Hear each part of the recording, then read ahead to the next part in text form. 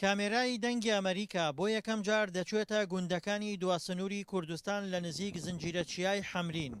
ئەو زنجیرەچیایی کە لە کەرکووکەوە شۆڕ دەبێتەوە بۆ پارێزگای دیالە کە ئەو ناوچەیە بەهێزی ئەمنی تەنراوە و لە کاتی ڕۆیشتنماندا بەرەو ئەو گوندانە لەلایەن هێزێکی ئەمنی ماتۆڕسکیل سوارەوە گەمارۆ دراین و دوای لێکۆڵینەوە ڕێگەی ڕۆیشتنمان پێدرا کە دانیشتوانی ئەو گوندانە سەرقاڵی کشتوکاڵ و ئاژەڵدارین و ئاماژە بەوە دەکەن گیرۆدەی دەستی چەکدارەکانی داعش بوون و بەو پێی چەکدارەکانی ئەو ڕێکخراوە ناوبەناو لێیان دەکوژن و دەڕفێنن.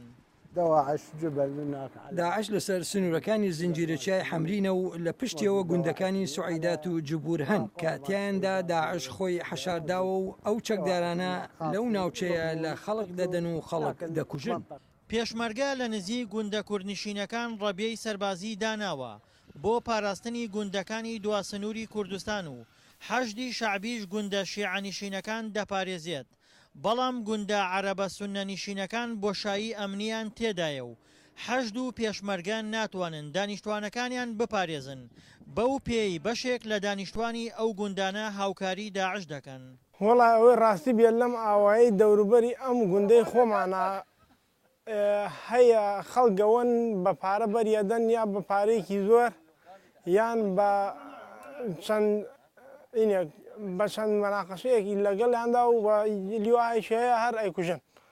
قبل المنطقة كم يوم داعش چەند ڕۆژێک لەمەوە بەرهاتن بۆ ئێرە دواتر پێشمەرگە و حەشت و سوپاف شاریان بۆ هێنان داعشان دەرپەڕاند و ئێستا گوندەکە وێران بووە. مەبەستی داعش وێرانکردنی گوندەکانە و لە ناوبردنی عەرەبە. بەشێکی تر لە گوندەکانی دواسنووری کوردستان بەهۆی ئەو شەڕە قورسەی کە لە ماوەی 2 ساڵی ڕابردوودا تێیاندا ڕوویداوە ڕووخاون و وێرانە بوون و لە ئێستاشدا شوێنەواری شەڕیان بەسەرەوە دیارە. دڵشاد ئەنوەر، دەنگی ئەمریکا، پارێزگای کەرکووک.